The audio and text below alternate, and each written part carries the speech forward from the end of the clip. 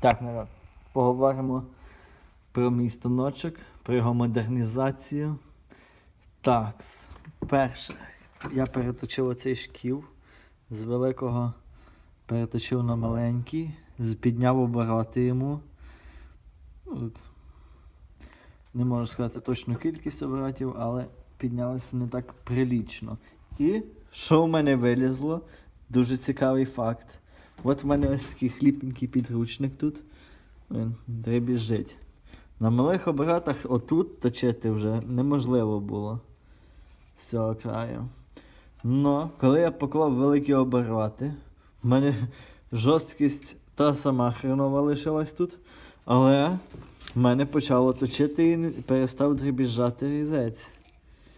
Я слегка в шоці. І це я не різав, це я от скоблив. Це я тупо скоблив. От таким різцем з клапана. Ой, тут ножка з клапана, а сама ріжуча частина з пальця від поршня якогось мотоцикла китайського, напевно, на металоломі підобрав. Цікавий факт, що воно перестало там дребіжати. Це мене дуже вразило. Бо я вже маю заготовки на новий підручник, я його по-любе буду робити, але це дивно. Дивно, чого воно так.